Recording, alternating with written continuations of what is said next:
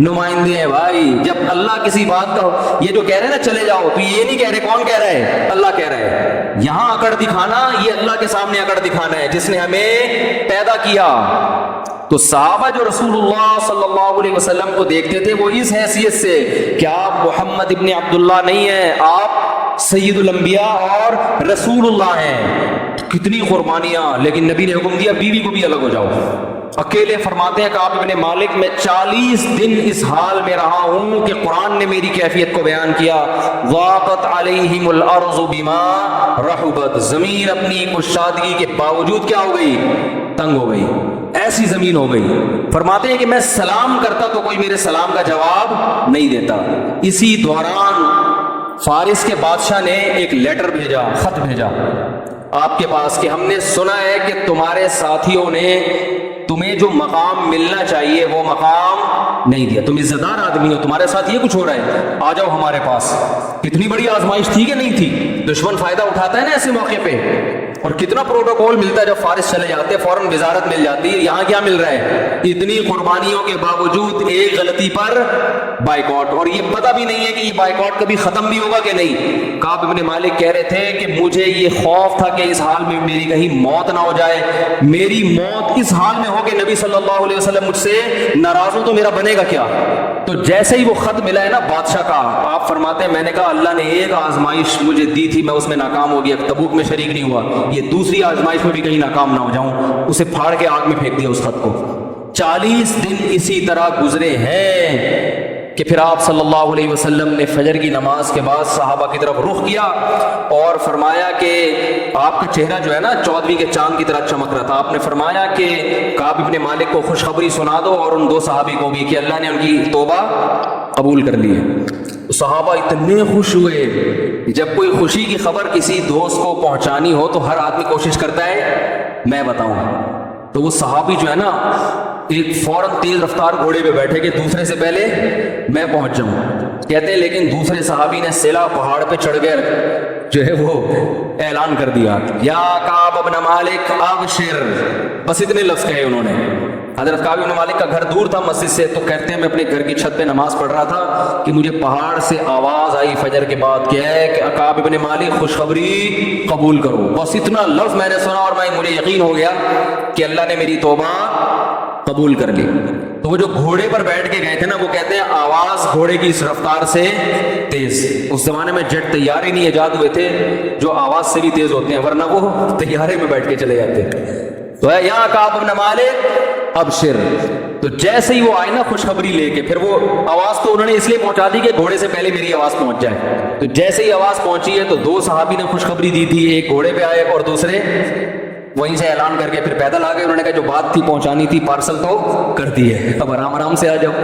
جب یہ آئے ہیں تو حضرت کعب بن مالک اتنے خوش تھے, فرماتے ہیں میرے پاس صرف ایک کرتا تھا اور کچھ بھی نہیں تھا, تو میں نے وہی ان کو ہدیہ کر دیا, 2 کرتے یا 1 کرتا, کیونکہ انہوں نے خوشخبری سنائی ہے نا. آج ایک اور بات بھی ہے, ہمارے ہاں تھینک یو سے آگے لوگ بڑھنے کے لیے تیار, کہ کسی کے ساتھ کچھ بھی کر لو سوائے شکریہ تھینک یو اس کے علاوہ کخ بھی نہیں کرے گا. وہ رفیع بھائی پہلے رشتوں کا کام کر رہے تھے نا, میں نے ان سے کہا فیس رکھیں, کہہ رہے نہیں یار. تو بیچارے اتنے خون پسینے بہا کے کسی کا نکاح کراؤ, روکڑا جیب سے, چلو اگلے نے فیس بھی رکھی, آپ خوش ہو کے ہدیہ دے دو بھائی, کیا خیال ہے یار. آپ نے مجھے رشتہ دلا دیا, میں تو عرصے سے تلاش کر رہا تھا, آپ کا بہت شکریہ, یہ میری طرف سے آپ کے لیے کیا ہے, گفٹ ہے. یہ خاندانی ہونے کی علامت ہوتی ہے انسان کے. نہیں جی, ہاں کچھ لوگ ہیں الحمدللہ, رفیع بھائی نے بتایا کچھ لوگوں نے بہت کوشش کی کہ نہیں بھائی ہم آپ کو گفٹ دیں گے, لیکن انہوں نے بھی نہیں لیا. پھر وہ بھی انہوں نے کہا خاندانی چل رہا ہے تو پھر آؤ مقابلہ کرو, تم دو ہم نہیں لیں گے. تو لیکن میجورٹی کی جو ہمارے قوم کی حالت ہے نا, یہ ان سے نچوڑ کے نکالو تو ٹھیک ہے, ٹوپیاں کرا کے پیسے کماؤ, چیزیں پہناؤ ان کو, پھر پیسے نکالو تو ڈبل دے دیں گے. تو یہ صحابہ کی سنت ہے. انہوں نے کہا خوشخبری دی ہے انہوں نے مجھے, اتنی اچھی خبر ہے, تو اچھی خبر پہ کچھ تو ہونا چاہیے نا. جب کوئی اچھی خبر دیا کرے نا, کچھ نہ کچھ کوئی خوشخبری سنایا کرے, کچھ گفٹ دے دیا کرے اس کو. تو کہتے میں خیر مسجد میں آیا تو میں نے دیکھا کہ استنار وجہہ کأن وجہہ قطعۃ قمر, آپ کا چہرہ ایسے چمک رہا تھا جیسے چاند کا ٹکڑا.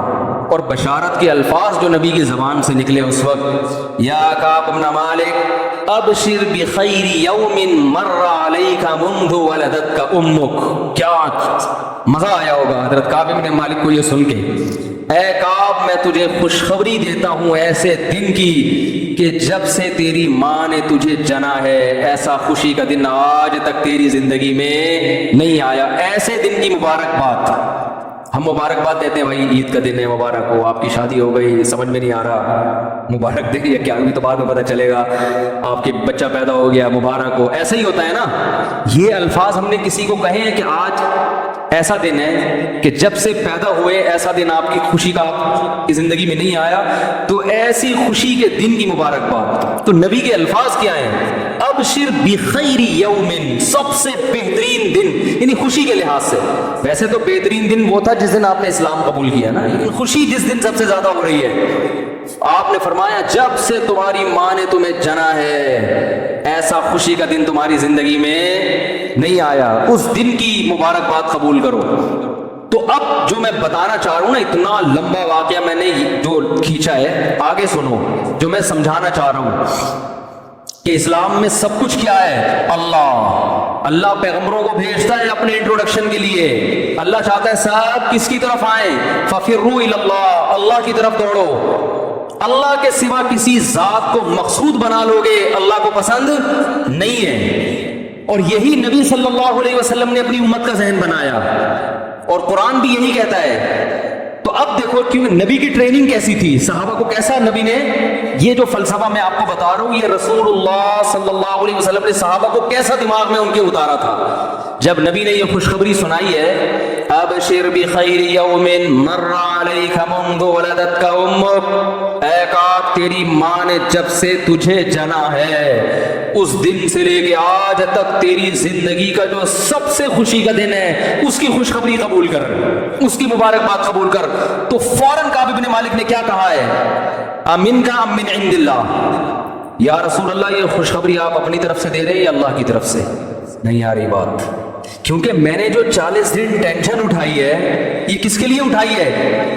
اللہ کے لیے. کیونکہ میں اگر آپ کو راضی کرنا چاہتا تو جیسے منافقین نے اس وقت گھمائی باتوں کو میں بھی گھما لیتا تو یہ ٹینشن ہوتی نہیں. یہ تو ہم سب کس کے لیے کر رہے ہیں, تو یہ خوشخبری مجھے اس کی جو ہے نا کنفرمیشن چاہیے, مجھے اس کی تسلی چاہیے. حل من کا ام من عند اللہ, یہ جو آپ بشارت دے رہے ہیں آپ نے مجھے معاف کیا ہے یا اللہ نے کیا ہے؟ بھائی دو جہتیں, نبی بھی تو ناراض ہو گئے تھے نا. تو کعب بن مالک کے دل میں خیال آیا بھائی ابھی اللہ نے تو ہو سکتا ہے توبہ قبول نہ کی ہو, اس کے لیے الگ سے. نبی جو ذاتی طور پر بھی تو ناراضی ہوتی ہے نا انسان کو, بھئی آپ صلی اللہ علیہ وسلم جنگ کے کمانڈر ہیں, امیر ہیں, خلیفہ ہیں, اس حیثیت سے بھی تو انسان ناراض ہوتا ہے. تو ہو سکتا ہے اس حیثیت سے آپ ناراض ہوئے ہو اور آپ اب خوش ہو گئے ہو. تو جو اصل مسئلہ تھا وہ تو اب بھی کیا ہے, اٹکا ہوا ہے. تو فوراً یہ سوال کرنا, دیکھو ہوتا کیا ہے, نبی صلی اللہ علیہ وسلم یوں فرماتے ہیں کہ ابشر بخیر یوم, سب سے بہترین دن کی مبارکباد قبول کرو. آپ فرماتے یا رسول اللہ قبول کی, خوش ہوتے ہیں یا رسول اللہ آپ دعا فرمائیں اللہ نے آپ کو راضی کر دیا مجھ سے. اب تھوڑی دیر کے بعد پوچھتے یا رسول اللہ میں ایک اور بات آپ سے پوچھنا چاہتا ہوں کہ آپ تو مجھ سے راضی ہو گئے, اللہ بھی ہوا ہے کہ نہیں ہوا؟ یہ تھوڑی دیر بعد بھی تو ہو سکتا تھا نا. یار نہیں وہ تلوار کہاں ہے بھائی, کدھر گیا؟ آپ کو بولا ہے میں مذاق تھوڑی کروں, تلوار یہاں روب ہوتا ہے بھائی, لا کے رکھا کرو تلوار یہاں پہ. سوال سمجھ میں آ رہا ہے؟